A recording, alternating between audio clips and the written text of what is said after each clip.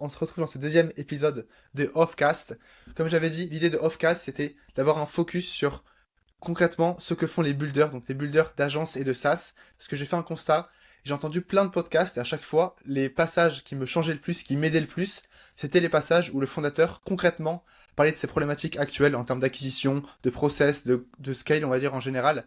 Donc là, on n'est pas ici pour lui demander, pour demander ce que Thomas a fait depuis le collège ou pour lui demander son passé sur les 5 dernières années. On est là pour parler concrètement de ce qu'il fait, parce que Thomas, actuellement, il a lancé la première agence HubSpot par abonnement, Cops Agency. Thomas, comment tu vas? Ça va, merci. Merci pour l'invitation, Valentin. C'est un plaisir. Alors, avant de te demander de te présenter, moi, je te une question un peu particulière. Qu'est-ce que tu as fait cette semaine le plus important? En plus, là, on est vendredi, donc tu peux répondre parfaitement. Ouais, carrément. Cette semaine, j'ai refait du cold call que je n'avais pas fait depuis 3 ans, je crois, pour l'agence. Et donc, du coup, c'était assez bizarre parce que ça faisait longtemps que j'en avais pas fait. Mais j'ai appelé 20 entreprises qui étaient ultra quali et j'ai eu mon premier rendez-vous en cold call pour l'agence. Donc, je suis content. C'était assez particulier et il y a eu un résultat, donc c'est cool. Ok, très... Ouais, un sur 20, c'est vrai que c'est pas mal. T'as appelé que 20... Ça me semble très très peu d'appeler 20 personnes, mais je me rends Ouais, pas compte. je t'avoue qu'au début, je me chiais un peu dessus. Je me disais, ok, ça fait vraiment longtemps que j'ai pas fait, donc je vais avoir une liste qui est ultra petite. Et par contre, ça m'a mis du temps Ouais. d'aller choper les infos de chaque entreprise et celui que j'ai eu, ça a matché. Donc du coup, on fait un rendez-vous avec lui la semaine pro. Ok, bah écoute, en tout cas, nickel. Bon, là, c'est vrai qu'on a un peu plongé vite dans le vif du sujet. Concrètement, est-ce que je peux te présenter un petit peu, d'abord sans parler de ton agence, et ensuite pour parler un peu de ce que tu es en train de faire actuellement? Ouais, carrément. Du coup, en dehors de l'agence, j'ai un profil qui est plus axé côté growth marketing. J'ai 24 ans je Yes. suis pas passionné de growth. J'en ferai pas toutes les nuits à fond dessus, mais en tout cas, c'est un métier que je kiffe parce que bah tu peux un peu bidouiller sur plein de sujets et voir ce qui marche à droite, à gauche. Et du coup, c'est ce que je fais. Et voilà, Ok, globalement, j'ai fait une année de freelance aussi avant de lancer l'agence. Donc j'ai un peu de comme tout le monde, hein. Ouais, j'ai déjà signé des clients en free et je pense que ça va être pas mal au début, mais le changement de modèle en agence, ça va être quelque chose aussi. Ouais, ouais, carrément. Et du coup, actuellement, très très récemment, parce que là, le jour d'enregistre, on est le 20 septembre, je pense que ça fait à peine un mois que tu as lancé du coup Cops Agency avec ton associé. Concrètement, Cops Agency, c'est quoi? Et c'est quoi un peu votre postulat de base, l'offre que vous avez définie? Ouais, tout à fait. On a lancé le 26 août officiellement, donc on finit notre quatrième semaine. Ok, Et la promesse de Cops Agency, c'est d'être la première agence où on peut déléguer entièrement la gestion de son CRM. ok. Est-ce que tu veux que je t'en dise plus sur la cible et les offres en Ouais, non, particulier? mais carrément. Bah, déjà, avant ça, c'était pourquoi ce modèle d'abonnement? Parce que je sais que bon, tout le monde parle du MRR, c'est un peu genre maintenant le nerf de la guerre pour les SaaS, pour les agences. Effectivement, enfin, je me connais peut-être pas assez dans les agences CRM, mais en général, c'est tout le temps des prestats one shot. On configure ton CRM, on prend un mois à le faire et c'est fini. Et après, t'as un service après-vente, entre guillemets. Exactement. Là, de Ouais. ce que je comprends, c'est un vrai truc abonnement. Comment t'as défini un peu ça? Ouais, tout à fait. C'est la première agence qui, au lieu de faire du one-shot, comme tu dis, avec des paniers moyens qui sont assez élevés, donc c'est souvent des 20 000 euros en one-shot pour réparer un Ouais, CRM. ouais, c'est ça, j'avais Euh, ça en tête, ouais. ouais. Du coup, nous, on a plutôt l'idée de se dire que, en fait, la plupart des startups ou des PME ont une personne en interne qui gère leur CRM, donc ça veut dire qu'ils ont des charges fixes là-dessus tous les mois. Ok. Et le rôle de l'agence, c'est de remplacer ça ou d'être en plus pour faire en sorte que bah, ces personnes puissent faire des demandes en illimité sur comment améliorer leur CRM et que nous, on gère ça, tout ça en interne et qu'on puisse vraiment genre, améliorer en fonction des besoins de chaque client. Ok, ça marche. Ok, ultra intéressant. C'est vrai que ce que j'aime bien dans ce modèle-là, c'est que t'as pris quelque chose qui se fait, genre depuis que les CRM existent, il y a des agences de CRM, tu fais plus ou moins pareil en tant qu'agence de CRM, après on reparlera concrètement de ce que tu fais, mais c'est juste le modèle économique qui change, enfin, du coup, de tout au tout. Ça, du coup, c'est uniquement pas récurrent. Est-ce que t'as quand même, enfin, je vois, est-ce que t'as quand même en fixe dès le début pour construire un peu le CRM? Ou l'idée, c'est quand même d'avoir le même prix tous les mois. Ouais, tout à fait. L'idée première, c'est d'avoir le même prix, même offre tous les mois, donc peut-être avec un niveau de temps travaillé qui est différent. Mais on a décidé de faire quand même deux entités. C'est la première, c'est les boîtes qui n'ont pas du tout de CRM, donc c'est une Ouais. implémentation. Et la deuxième, c'est les boîtes qui ont déjà un CRM, qui sont sur HubSpot, et donc du coup qui ont besoin d'améliorer leur CRM existant. Ok, ouais, carrément. Pour le coup, j'ai eu la même problématique. Effectivement, ça fait rêver de dire à ton client, tu vas payer tel prix par mois, que ce soit le premier ou le sixième mois. J'ai essayé, mais ça a vite pas marché parce que bon, c'est pas pareil. Moi, j'ai pas de frais de CRM et tout ce qui est frais de setup également quand tu fais du cold email, c'est plus ou moins pareil. Et Ok. j'ai pas trouvé un modèle qui me permettait de faire un prix fixe. Donc, pareil, j'ai fait soit tu commences de zéro, je te fais un setup et ensuite on travaille par mois. Et si jamais tu as déjà ton setup, on commence direct par mois, ce qui est très très rare. Et le problème que moi j'ai particulièrement, c'est quand je prends le setup de mes clients, sans le voir directement, il y a toujours des petits problèmes derrière, parce qu'ils n'ont pas travaillé assez. Est-ce que concrètement, enfin, du coup, je sais c'est quand même ton travail, c'est pas mieux à chaque fois de repartir de zéro, surtout pour HubSpot où tu peux cacher plein de propriétés, des trucs un peu bidouillés, bizarres derrière. Ouais, tout à fait. Bah, déjà, pour avoir mis le nez dans plusieurs CRM qu'on n'avait pas construit nous, Ouais, c'est vite le bazar. Et ouais, on bah ouais, va vite être carrément. tenté de tout effacer pour recommencer, ce qui est pas forcément une bonne idée. C'est pour ça que, en Ok, gros, sur la partie amélioration, vraiment l'objectif de la première et deuxième semestre, c'est faire un audit de l'existant et après dresser une roadmap et dire au client, bah en fait, t'as tel problème. Nous, on pense qu'il faut que tu corriges celui-là en premier, celui-là en deuxième et après celui-là plus tard. Et une fois qu'il est validé et que c'est à l'aise avec ses objectifs aussi, bah on attaque et on commence avec la mission 1 et après on va voir ensuite sur les missions qui sont moins importantes ou en tout cas moins prioritaires. ok, ouais, carrément. Ok, je vois. Et en termes de cible, parce que en termes de positionnement, t'es quand même plus ou moins ciblé en mode, là c'est uniquement HubSpot. Bon, je pense que du coup c'était voulu, mais uniquement un seul logiciel. Du Ouais. coup, une offre par abonnement. En termes de cible, t'as une cible précise ou tu l'as pas encore définie? Ouais, bah du coup, comme on a deux entités, deux offres vraiment très différentes. La première cible, c'est les boîtes qui ont un CRM qu'ils ont fait maison, donc du coup, c'est soit un Excel un peu tout Ouf, ok, pourri et donc du coup, il faut changer sur quelque chose, soit une autre solution, mais qui est du coup pas forcément adaptée pour les ambitions commerciales, et donc du coup, faut passer sur HubSpot. Donc ça, ok, c'est la première cible, c'est vraiment genre les tailles de boîte, c'est, pour être précis, c'est en général autour de 5 salariés. On a ok, aussi des personnes qui sont que deux et qui nous disent, bah, nous, je veux avoir un CRM qui est OK dès le début. Et donc, du coup, bah, mettez-le moi en place. Et c'est OK aussi. Et après, sur l'autre moitié, il faut quand même avoir une force commerciale qui est un peu plus forte, pour ok, que, bah, en fait, le CRM ne soit pas forcément qu'une coquille vide et qu'il y ait quand même des choses qui se passent. Et donc, sur cette cible-là, on est plus sur des boîtes qui sont autour de plus de 7 ouais, 7 10 salariés jusqu'à 50 même peut-être un peu plus. ok, Euh, mais c'est pas non plus des boîtes qui sont énormes. ok, ok. Parce qu'au-delà de 50, là c'est de la vraie transition de RP, enfin et de CRM, je pense que là c'est un autre game, clairement.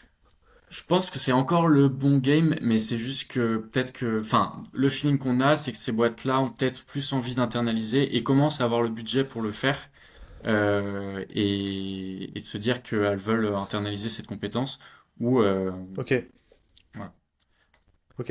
Et il y a un peu toutes les écoles, dans le sens, à partir de quand je mets un CRM, moi d'un point de vue perso, quand j'ai débuté en freelance, je voulais avoir un super CRM, donc j'avais Pipedrive, je Ok, faisais genre à peine 4000 euros, j'avais genre 4 clients, et pourtant j'avais quand même un CRM. ok, J'ai tout abandonné, je me suis dit que le prochain CRM que je prends, c'est quand Offbound passe les 50K de ok. MRR. Tu recommandes, alors du coup, bon, moi c'est un peu extrême parce que j'ai plus envie de perdre mon temps on va dire, avec un CRM.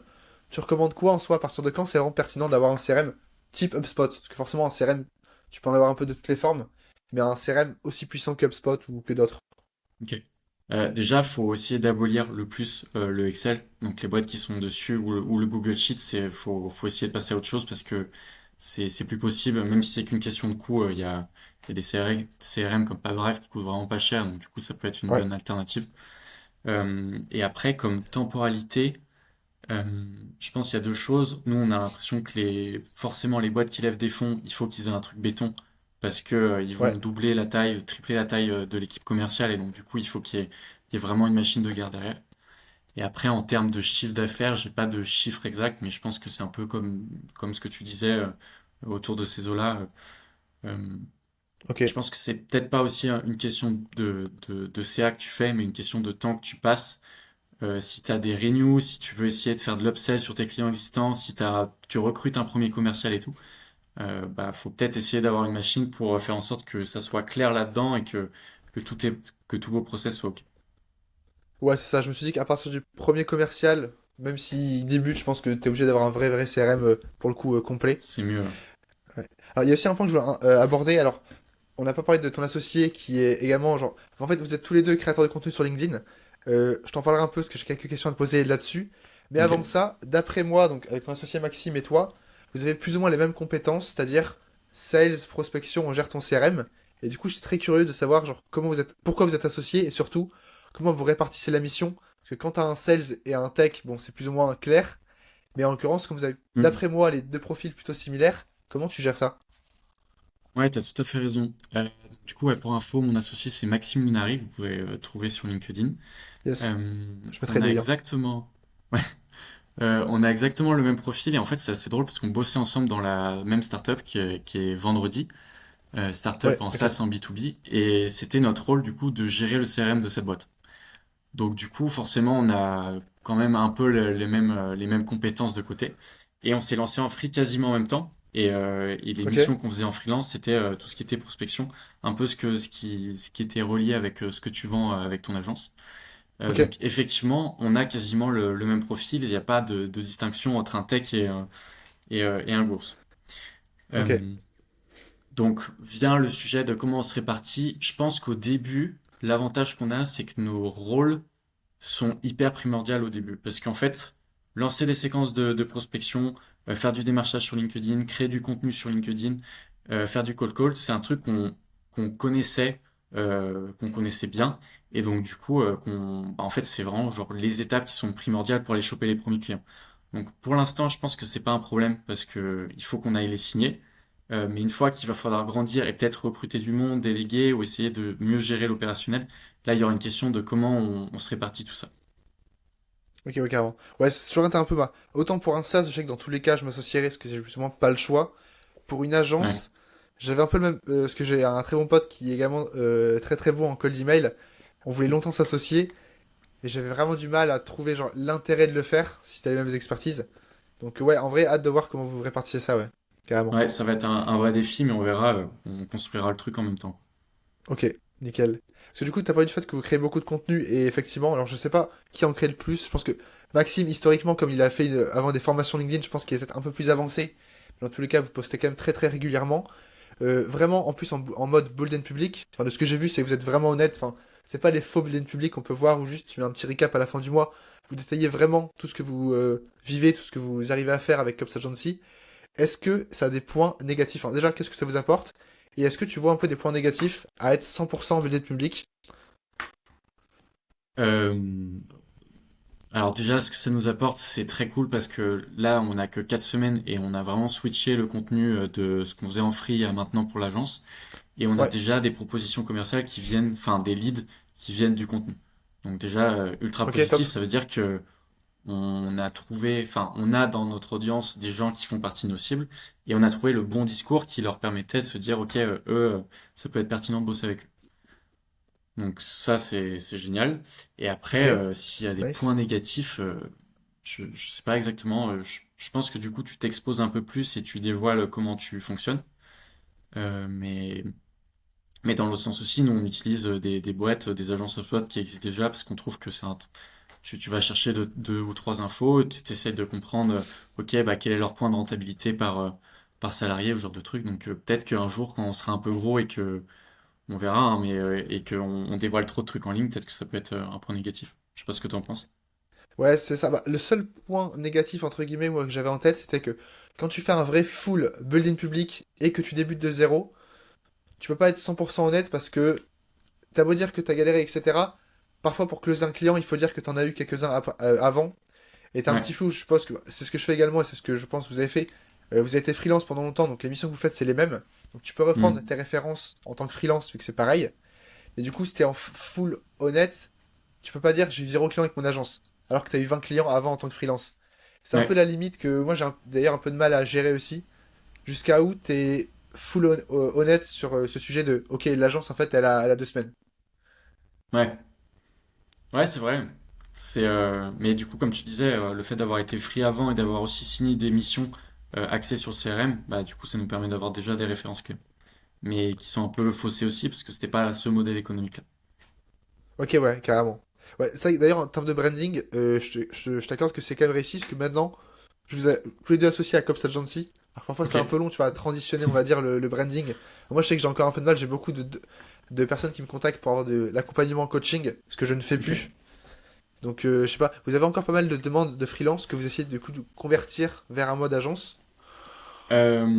Ouais, tout à fait, mais du coup, ça peut être des boîtes qui rentrent pas, qui ont pas HubSpot en CRM, et donc du coup, on va Ouais. les Ah, adresser ouais, ok. en tant que free. Et pareil, mais nous, des deux côtés, on a encore des demandes qui viennent côté freelance, et on essaye de réduire le truc, mais en même temps, tu as envie d'avoir des sous qui rentrent, donc c'est un peu un équilibre à trouver au début, je pense. Ok, ouais, carrément. Parce que pour moi, il y a un gros sujet à chaque fois, enfin, pour moi qui résume beaucoup, beaucoup des enjeux business, c'est à quel point tu es focus sur une cible, une niche, etc. Enfin, vraiment, le focus, moi j'essaie de me focus au maximum. Enfin, comment tu as réussi à définir ton focus sur une agence abonnement avec HubSpot, sachant que du coup, tu dois, je suppose, perdre plein de clients qui au final ne sont pas sur HubSpot ou qui ne veulent pas être sur HubSpot. Comment tu gères cette prise de focus-là? Ouais, très bonne question. Déjà, en fait, c'est un peu par élimination qu'on a géré le truc. Ok? Salesforce, on n'y avait jamais touché. Donc, on oublie parce que c'est un truc qui est quand même assez technique. Je pense peut-être plus technique que HubSpot. Ouais. Donc, du coup, ça élimine le fait de créer une agence là-dessus. Et après, sur les autres CRM, on avait le feeling qu'il y avait moins de choses à faire parce que c'est des CRM qui sont quand même plus axés, par exemple, Pipedrive, que tu peux prendre en main assez facilement, même si t'as pas vraiment de notion de Ouais. CRM. Et donc, du coup, bah, l'optimisation, elle est assez limitée. J'avais tenté, alors du coup j'ai arrêté ce positionnement, mais quand j'étais freelance, j'avais fait expert Lemlist. Ok. Non pas parce que je maîtrisais beaucoup plus Lemlist que le reste, mais parce que l'excuse du logiciel te permet d'avoir tous les clients qui utilisent le logiciel. En Hmm. soi, tu pourrais être très bon sur un pipe drive, je suppose, mais l'idée c'est que pour le branding, c'est plus simple d'être spécialisé, genre, ah ok, HubSpot, directement c'est comme ça gentil, par exemple. Ouais, de ouf. Et puis, ouais, c'est ce qu'on s'est dit au début, autant rester focus sur un truc. On essaye de trier les clients et aussi de cibler en fonction de ça, ce sera beaucoup plus simple. Et après, on verra. Ça se trouve, on sera ouvert à d'autres CRM plus tard, mais pour l'instant, c'est pas l'objectif. Ok, ouais, carrément. Et aussi, du coup, pour les agences qui se lancent, il y a toujours un sujet de, enfin, quand est-ce que je prends mon premier employé? Est-ce que c'est visé? Vous, vous êtes déjà deux, donc peut-être qu'il y en a un peu plus enfin, vous pourrez peut-être plus longtemps être, on va dire, qu'à deux. Est-ce que vous avez déjà posé la question de à partir de quand vous recrutez un salarié? Est-ce que c'est en termes de clients, de chiffre d'affaires, ou même d'autres problématiques? Ouais, très bonne question. On a l'impression qu'en fait, c'est que en fonction ouais, du CA que tu fais rentrer. On a échangé avec pas mal d'autres agences pour leur demander comment ils voyaient le truc. Et le retour, c'est que la plupart d'entre eux essayent d'avoir le coût du salarié x3 ou x4 en portefeuille client pour recruter quelqu'un. Par exemple, Ok. je sais qu'un salarié me coûtera 6 000 à 7 000 euros charges comprises. Ça veut dire qu'il faut que je fasse entre, je sais pas, 16 000 et 20 000 euros de chiffre d'affaires pour qu'il couvre ses frais. Ok, c'est pas la première fois que j'entends la logique du x3, x4, en l'occurrence. Après, bon, c'est vrai que tout dépend de la marge. Parce que typiquement, toi, je suppose que tu vends quand même une expertise précise HubSpot. Donc tes employés, même si tu mets des process à disposition, ils- le profil que tu vas recruter, c'est quand même un profil qui déjà s'y connaît beaucoup sur HubSpot, ou Hmm. pas forcément. Normalement, qui s'y connaît déjà pas mal, et c'est du Ok, coup une expertise qui est assez rare et qui coûte cher. En TGM, en freelance, il me semble qu'ils sont à un minimum 500 balles, tu vois. bah ouais, c'est ça. Donc il y aura un sujet aussi, on ne sait pas encore comment on va adresser le truc, mais c'est une bonne question. Déjà, est-ce qu'on sera ouvert à déléguer auprès de freelance ou pas, et est-ce que ça coûtera trop cher, ou on ne sera pas assez rentable? On verra au fur et à mesure.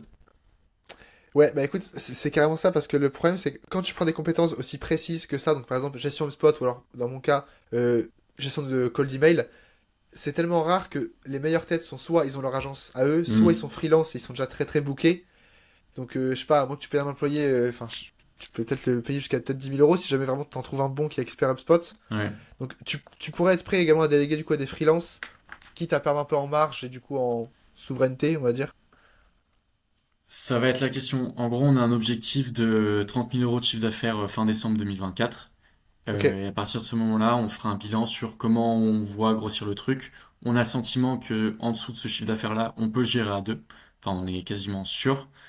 ok, Donc, ça va être vraiment le seuil de, bah, ok, comment on grandit et est-ce que c'est viable de recruter des gens, quoi. ok, ouais, carrément. Et d'ailleurs, juste, t'as parlé du coup là du 30 000 €, en vrai, c'est clair, en décembre. Niveau pricing, alors, je vais pas te demander comment tu prices, parce que ça veut strictement rien dire, mais comment tu comptes gérer ça? Parce que surtout par abonnement, le truc, surtout pour un abonnement, si jamais moi je deviens client, j'ai envie de t'envoyer des messages genre tous les matins pour te dire qu'il faut ajouter un truc, comment tu gères ça? Parce que le modèle me fait un peu peur quand j'entends genre par abonnement. Hmm. Euh, Ouais, c'est vrai. Bah, en fait, la promesse, c'est d'avoir un truc en illimité. Donc, je pense que tu peux vite tomber dans le système d'un Ouais, client qui te propose un truc. Euh, L'idée, nous, on a l'impression d'avoir, enfin, on sait pas encore, hein, mais on a l'impression que le truc qu'on va faire, c'est juste gérer le temps de travail que chaque client nous demande. Et donc, du coup, juste prioriser les trucs. Et en fait, tu dis une agence illimitée, mais en réalité, c'est telle tâche. Donc, une grosse mission, par exemple, mise en place du nurturing dans un CRM. Bah, tu sais ok. globalement que ça te prend peut-être 2 grosses journées de taf. Bah, c'est à toi de l'étaler pour faire en sorte que, bah, en fait, ça corresponde aux attentes du client et qu'en l'espace d'une semaine, ça soit fait. Et que la semaine d'après, tu passes sur une autre tâche et faire en sorte qu'en fait, ces demandes soient traitées, mais aussi euh, que tu lui expliques toutes les étapes parce qu'en fait, à partir du moment où tu vas bidouiller dans son CRM, il faut que tu lui envoies un schéma avant pour lui expliquer Ouais, comment bien ça va sûr. marcher, que tu valides avec lui si tu as bien compris ce qu'il avait demandé et tout. Donc, du coup, ce qu'on pense faire du coup. Ok, ouais, super intéressant comme modèle. Parce que du coup, tu partirais plus d'un. Ok, je prends un exemple, c'est 2 000 € par mois, et avec ces 2 000 €, on voit jusqu'à où dans la to-do je peux te le faire. Ou alors c'est prix libre, et en fonction de le temps que je passe par mois, je te facture. T'as déjà une idée ou pas de ça? C'est plus la première option et t'es pas loin niveau tarif. Notre offre la moins Ok, chère, elle est à 2 000 €. ok, Euh, ok, ça. T'as réussi quand même déjà à définir des offres? Parce que du coup, ça va être un peu compliqué pour ça, genre offre la moins chère, panier moyen, etc.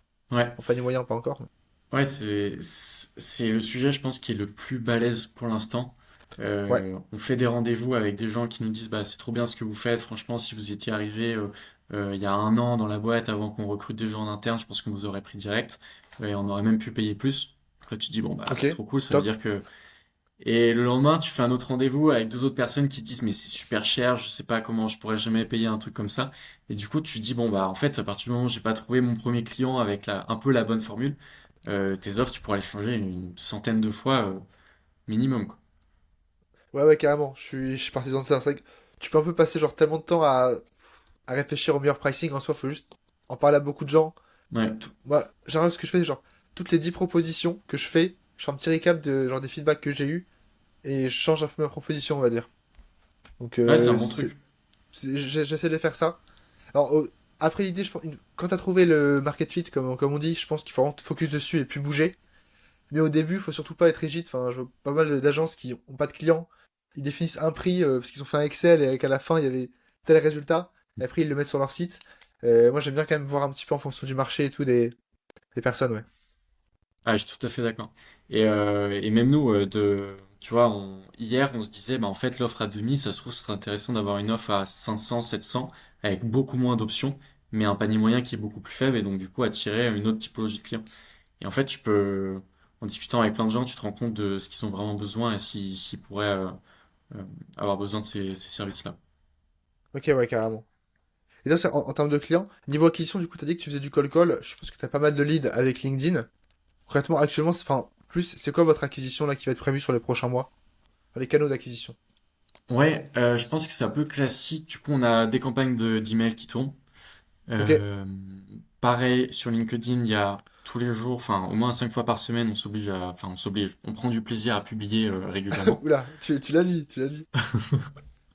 Moi j'aime bien, mais Maxime aussi, je trouve.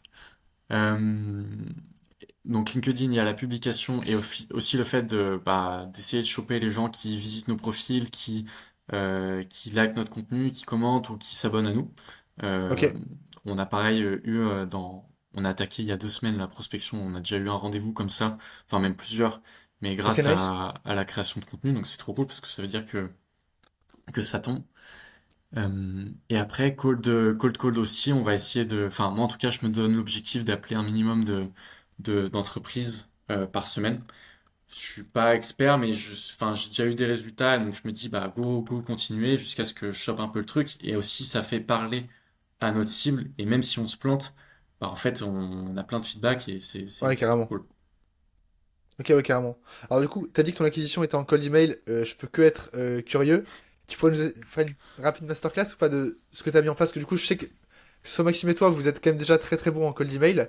Concrètement, c'est quoi votre stratégie là actuelle sur votre acquisition en cold email? Ouais, très bonne question. Déjà, les 2 premières semaines, on a fait chauffer l'email. Je pense que c'est un truc que tu suggères aussi. Très Yes, bien. nickel. Et après, on l'a envoyé à 1000 emails par jour.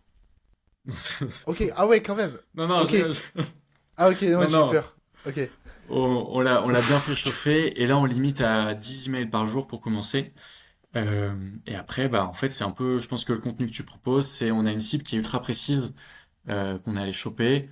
C'est des boîtes qui ont levé des fonds et qui sont sur HubSpot. Donc, du coup, ok, on a une taille de boîte qui est assez précise et un peu une technologie aussi. nickel. Le persona, rapidement, on cible les CMO et les CEO pour commencer. Ok, CEO, je sais pas si ça va être une bonne idée parce enfin, une boîte qui vient de lever des fonds, je pense qu'ils sont surchargés les mecs, donc du coup, je sais pas si ça va être la bonne cible, mais en tout cas, les CMO, on y croit plus. Et c'est ok, plus les interlocuteurs qu'on a depuis le début. Et après, voilà, on a lancé ça. Je pense qu'on fera un bilan d'ici 5 jours pour voir un peu les stats qu'on a. Et puis comprendre ce qui marche et ouais, faire le message le plus court possible pour essayer de choper un rendez-vous. ok, nickel. T'as parlé du coup d'ailleurs un peu de intent data. Donc intent data, c'est tout ce qui est signaux d'achat. En l'occurrence, du coup, c'est une technologie par exemple. C'est quoi un peu tes stacks logiciels, que ce soit pour les envois, pour le scrapping, tout ça? Ouais, alors je crois qu'on n'utilise pas le même du coup. On est fan de Full and Rich attends, dans un premier ordre, c'est pour créer les listes, c'est soit du 16nav, soit du Faro. Yes, Parce que Faro, c'est assez cool, tu peux voir les entreprises qui sont sur HubSpot. carrément. Et ensuite, pour aller choper la data, c'est que du Full and Rich, que ce soit le numéro de tel ou Ok, l'email. Et après, pour envoyer, je suis pas sûr, c'était soit Lemis, soit Emilia. ok, Je sais pas lequel il a pris. Euh, voilà, sur Stack Outils. Et il y a un truc qui serait assez cool plus tard, parce qu'en fait, il y a un bon signal d'achat pour nous, c'est les boîtes qui recrutent.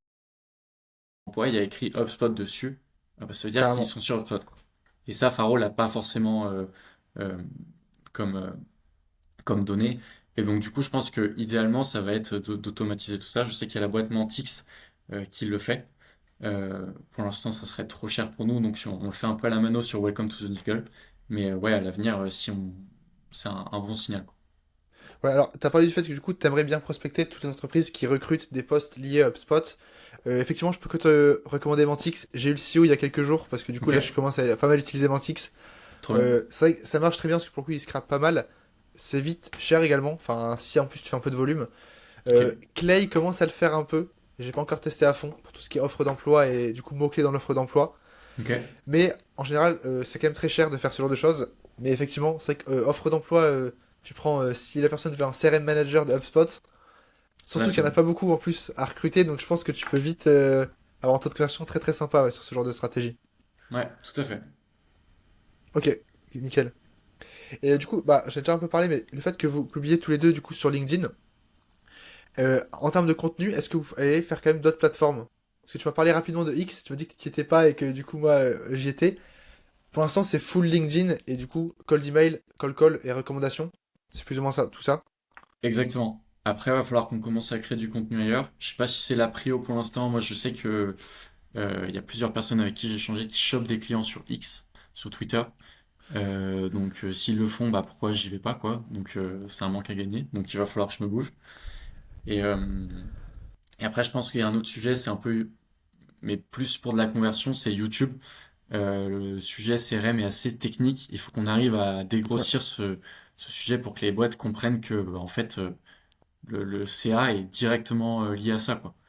Que ouais, ce soit le carrément. nombre de, enfin, et donc du coup, je pense que la vidéo, il y a rien de mieux pour expliquer concrètement comment on le met en place et à quoi ça sert réellement. Ok, ouais, carrément.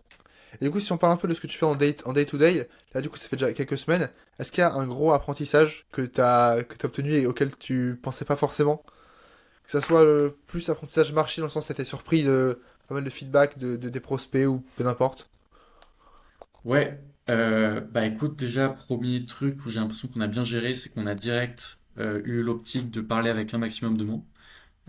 Ouais, Donc, premier objectif, c'était pas forcément des prospects, mais plutôt des boîtes qui ont atteint une taille de boîte autour de 50 salariés, et donc du coup, qui ont quelqu'un en interne pour gérer le CRM. Et là, c'était trop bien parce qu'on a eu des super retours de gens qui nous disaient que bah, ils auraient quand même vachement eu besoin de nous au début. Euh, et après, c'est aussi différent, hein. Eux, ils sont déjà passés sur les 2 ans de l'enfer à comment Ouais, gérer le bien sûr, CRM en interne. bien Un sûr. CEO qui vient de se monter, il sait pas l'enfer qu'il va traverser. Donc du coup, ça va être difficile de les convertir. Et après, bah ouais, là pour l'instant, objectif c'est de choper un maximum de rendez-vous, parler avec le Ok. plus de si possible. Et, euh, et voilà. En fait, de toute façon, t'as carrément raison, parce que autant j'ai l'impression que dans la culture SaaS, c'est très ancré le fait de parler le plus avec ta cible, même si t'as pas forcément quelque chose à leur vendre, ne serait-ce que pour comprendre un peu leurs enjeux. Alors qu'en agence, comme tu peux plus facilement vendre, j'ai l'impression que dès que tu lances une agence, en fait, tu cherches directement à vendre ton service parce que tu peux t'adapter à fond. Alors que j'ai l'impression Mm. que, idéalement, après bon, tout dépend en termes de cash flow et de temps, mais le mieux c'est de faire genre des dizaines de rendez-vous sans même vendre ton service, mais juste pour comprendre vraiment leur enjeu. Surtout les enjeux de CRM, parce que bon, ils ont tous un peu des différents, mais je suppose que les patterns reviennent un peu. D'ailleurs, est-ce que tu as identifié un peu des patterns qui, en termes de problèmes, qui reviennent à chaque fois? Genre sur lesquels vous avez un peu appuyé pour votre, je sais pas, votre marketing, pour votre côté sales? De ouf. Et ça, c'est aussi une trop bonne nouvelle pour nous, c'est qu'on se rend compte que toutes les boîtes ont un CRM, toutes les boîtes sont différentes, mais par contre, les problèmes qu'elles ont dedans, il est souvent identique. Ça peut être du classique, juste le CRM est dégueu, donc du coup, tu as plein de doublons de contacts, plein de doublons d'entreprises, et Ouais, c'est vraiment le bordel et tu t'y retrouves pas. Et ça peut être d'autres choses. Par exemple, il y a des boîtes qui n'ont pas mis en place des séquences de nurturing et c'est un truc qui a un impact sur le chiffre d'affaires qui est assez direct. Donc du coup, bah, ça fait une bonne mission. Pareil, des boîtes qui n'ont pas mis en place du scoring et donc du coup, bah, qui se retrouvent avec des listes de stagios à démarcher et qu'ils envoient ça à leurs commerciaux et tu dis, bah putain, c'est une perte de temps. Mettez plutôt les leads performants tout en haut de la liste, quoi. ouais, Il y a ça, il y a des boîtes qui ont des gros problèmes de traçage de comment ça s'appelle? Pour vérifier si leur équipe commerciale est performante. Et il y en a qui mesurent ouais, même pas le nombre de rendez-vous qu'elles font par semaine. Donc, enfin, il y a des trucs à faire. ouais. Ok, ouais, carrément. Ça rejoint un sujet qui m'intéresse énormément, et je pense que j'en ai déjà parlé pas mal sur la chaîne, et je vais en parler. C'est tout ce qui est agence productisée. Donc, l'idée derrière une agence productisée, globalement, c'est d'avoir une agence qui fait une seule chose, qui est processée de A à Z, et qui, on va dire, réalise une prestation client presque comme si c'était un SaaS, comme si c'était un Ouais, logiciel. Donc là, tu vas pas vendre le temps de tes salariés purement, mais juste tu vas un processus de A à Z. Dans ton cas, je me suis dit, bah, c'est vrai que toi, c'est quand même compliqué parce que tu t'adaptes à fond au client. Donc, in fine, tu vas quand même uniquement vendre du temps. Mais est-ce que l'idée, si jamais tu comprends qu'il y a des patterns qui reviennent, ce serait genre de faire un truc ultra processisé où en fait, tu résous presque que trois problèmes dans le CRM HubSpot et tu fais que ça, par exemple. c'est le but. Franchement, c'est le Ok, but. C'est si on a des fiches de modèles et en plus, plus t'en fais, plus t'as de la data dessus, plus tu te rends compte qu'il y a des trucs qui marchent de moins ou moins bien. Et plus tu vas vite pour les autres et tu peux vraiment leur montrer, bah en fait, on l'a fait avec tel client, il y a eu ça comme résultat, viens, on te branche ça dans ton CRM et basta, quoi. ok, ouais, carrément.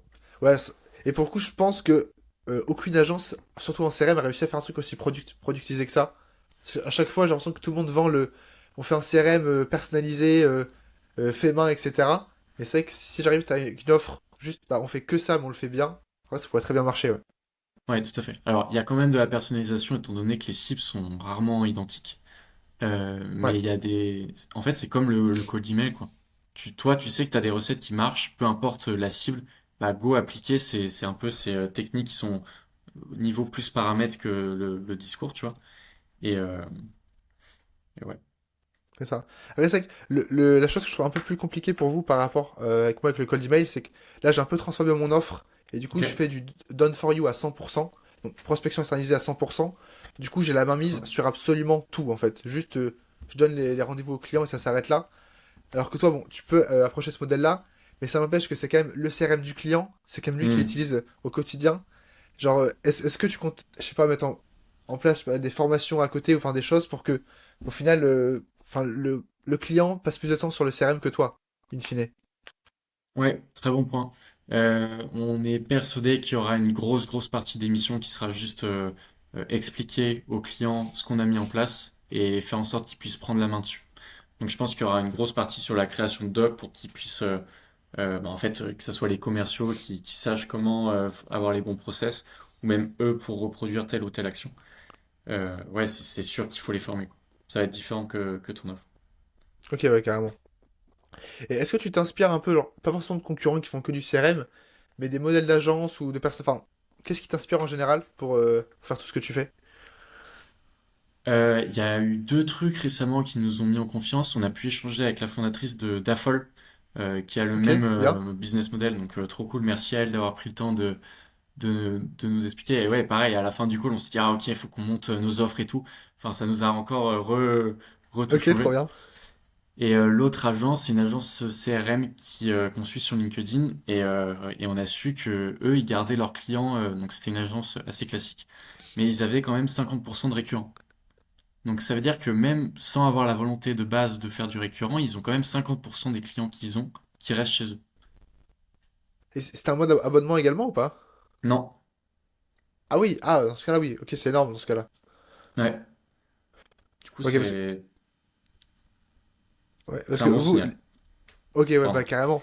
L'idée, c'est que. Bon, je pense pas que vous l'avez déjà défini, mais idéalement, un client chez vous, il resterait combien de temps et surtout, comment vous offboardez le client? Parce que le client, je veux comprendre que soit il lance le CRM, soit vous le gérez.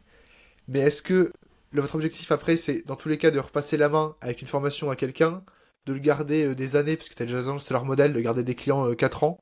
Hmm. C'est quoi un peu votre opinion là-dessus? Euh, Déjà, pour être sûr, on est persuadé que les deux offres que je t'ai présentées au début, elles peuvent pas être collées. On peut pas, il y a un petit gap de 1 an, 2 ans de maturité d'entreprise entre l'implémentation et Ouais, l'amélioration du CRM. Si le gars est tout seul au début, bah en fait, il a juste besoin d'une coquille vide et il est content. Alors qu'il y a des boîtes qui auront besoin de le mettre en place parce qu'elles auront déjà un autre CRM avant ou un gros fichier Excel. Et donc, du coup, elles pourront continuer. Et sur la durée de vie d'un client, franchement, on sait pas. Je sais qu'on a la volonté de pouvoir faire en sorte qu'ils puissent mettre en pause l'abonnement quand ils veulent. Et ça, je ok, pense que c'est une ouais, bonne chose. Euh, carrément. Parce que bah, c'est beaucoup plus facile d'acquérir des nouveaux clients pardon, beaucoup plus facile d'avoir un client sur le long terme que d'en acquérir des nouveaux. Et après, sur la LTV, bah, on espère que ce sera le plus long possible, mais on ne sait pas jusqu'à où on pourra aller. L'idéal, je pense que c'est au-dessus de 6 mois. Si on arrive à faire ça, c'est quand même assez sexy. Ouais, c'est ça, carrément. Parce que si ta plus petit frère fallait à 2000 euros, ça te fait quand même un panier moyen à 12 000 euros enfin, en lifetime. Ouais, c'est pas mal. Carrément, ouais. Hmm. Et écoute, en vrai, c'était ultra intéressant déjà. Alors, t'as parlé de 30 000 euros en décembre. Qu'est-ce qu'on peut te souhaiter? Si jamais on se refait un petit off-cast en décembre, t'auras fait quoi idéalement? Idéalement, on arrête de bouger l'offre et on se dit qu'on a trouvé nos premiers Ok. clients grâce à ça. Et ouais, et qu'on a atteint les 30, les 30 000 et que tout fonctionne sur des roulettes et qu'on veuille, je sais pas, agrandir l'agence ou continuer à vendre cette offre. Ok, nickel, carrément. Écoute, dernière question avant qu'on se quitte. Est-ce qu'actuellement, t'as quand même une grosse galère, plus importante que les autres, un sujet que t'arrives pas trop à... Peut-être que d'ailleurs, ceux qui regardent le podcast pourraient t'aider. Un sujet que t'as un peu du mal à résoudre en ce moment. Euh, Il Bah y en a écoute, je plein, je pense que suppose, quand tu débutes. Je me doute qu'il y en a plein, mais...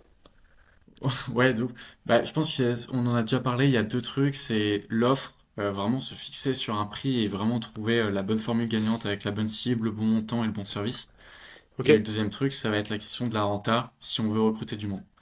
Euh, ouais. Ça, c'est très flou, mais on peut pas, tant qu'on n'a pas chopé des clients chez nous et qu'on n'a pas vu quel était le nombre de clients max qu'on pouvait prendre par personne, on pourra jamais définir si on est vraiment rentable, si on recrute du monde. Donc il faut qu'on bouffe des calls, il faut qu'on bouffe des clients et après on sort. Ok, bah écoute, ça va vous faire des clients, du coup, hein. Let's go.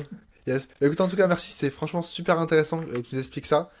Si jamais on veut te recontacter, quand on te parle sur LinkedIn, si on veut un rendez-vous, je passe plus par toi ou je passe plus par ton associé Maxime? Bah écoute, peu importe, les deux, Thomas Cherly ou Maxime Lunari sur LinkedIn, on répond et puis avec plaisir pour discuter sur un projet de CRM. Ok, parfait. Est-ce que t'as une personne à me recommander qui passe du coup dans le prochain épisode de Offcast? Ouais, tout à fait. Il y a Enea qui a lancé son agence aussi Ouais, récemment. Il me semble que tu avais déjà échangé avec elle. Je pense qu'elle a des trucs à raconter et pour le coup, elle fait déjà du chiffre, il me semble. Je veux pas spoiler, mais et elle est peut-être plus avancée que moi et donc du coup, elle aura peut-être d'autres choses à expliquer. alors ouais, je la suis un peu, il me semble qu'ils ont déjà passé la barre des 20 000 il y a un mois. Ok. Après, pour l'instant, ils sont purs, donc t'as un qui fait du call call, un qui fait du CRM, donc le modèle est un peu différent. Mais Ouais, ok, écoute, c'est noté. Dans tous les cas, ça devait être mon invité, je pense, dans quelques podcasts. Bon, elle le sait pas encore, mais je pense que ça va l'être. trop bien. Donc ouais, carrément, je vais parler avec elle. Mais écoute, en tout cas, merci beaucoup. J'espère que cet épisode d'Offcast vous aura plu. L'idée, comme vous l'avez vu, c'est pas forcément, on n'a pas tellement parlé de ton passé de freelance, on va dire Thomas, et peut-être d'autres choses que tu fais en growth, etc. On s'est vraiment concentré sur ces problématiques actuelles parce que d'après moi, c'est ce qu'il y a de plus intéressant. Donc, j'espère que ça vous aura aidé. On se retrouve la semaine prochaine pour un prochain épisode de Offcast. Merci beaucoup et surtout, bonne prospection.